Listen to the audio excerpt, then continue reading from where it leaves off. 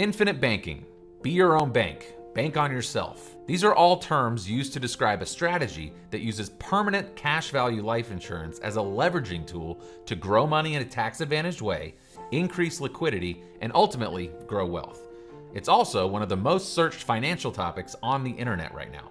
So, what is infinite banking and how does it work? Let's get into it. Let's first start with an understanding of how banks make money. Now, banks take the money that you deposit in a savings account and pay you 1% to 2% to hold it.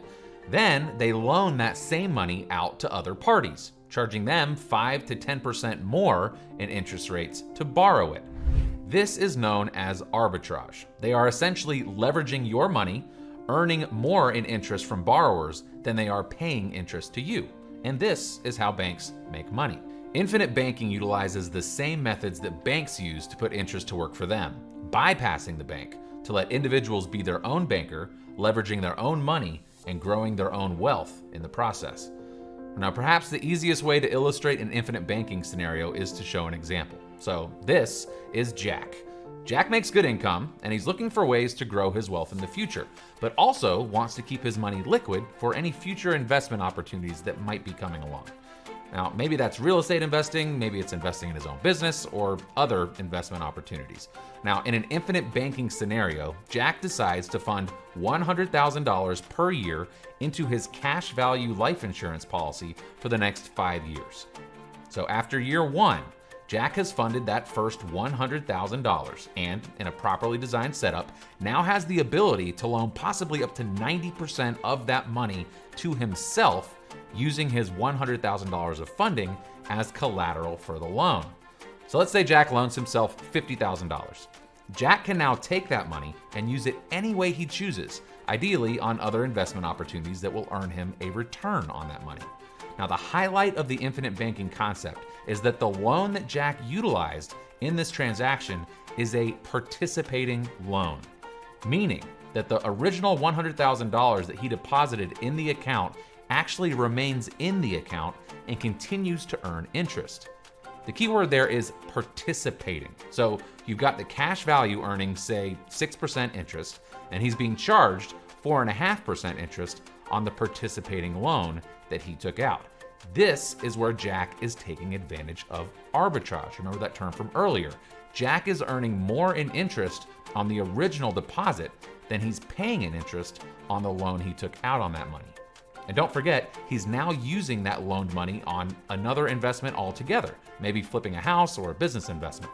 So at the end of year two, Jack has made a 10% return, or $5,000 on his loan money. He owes 4.5%, or $2,250 on the loan he took out, and he also has made 6% interest on his original deposit into the account. That participating loan is what makes all of this possible and really makes infinite banking such a powerful financial strategy. Now, all of this was done, remember, without locking his money up.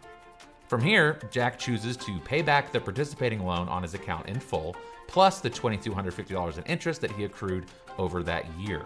He now has 100% liquidity in his account and can repeat this process as many times as he likes throughout the years. And over those years, his account will be growing naturally as the result of compound interest being credited to his policy year after year after year.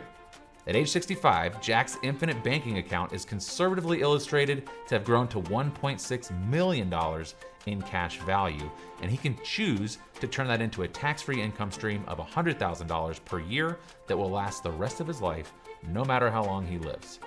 Remember, the account that Jack established here to execute this infinite banking strategy is a permanent cash value life insurance policy.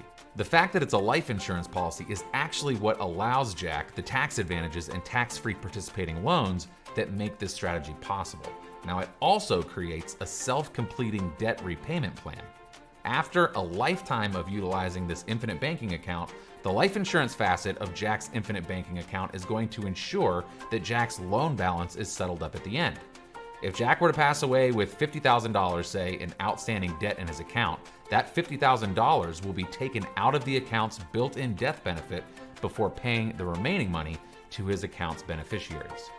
When designed properly, infinite banking can be a powerful tool to harness the power of leveraging your money to make interest work for you.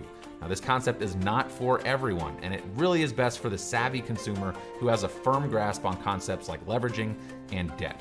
The agent Jack is working with will play a pivotal role in guiding Jack throughout the years as he makes loans and repayments to his plan to ensure that the account remains healthy and that he doesn't over leverage his money. And as always, policy design and choosing to work with the right people, the right insurance companies, and products with the right features is key to optimal performance. So reach out and let us know if we can help.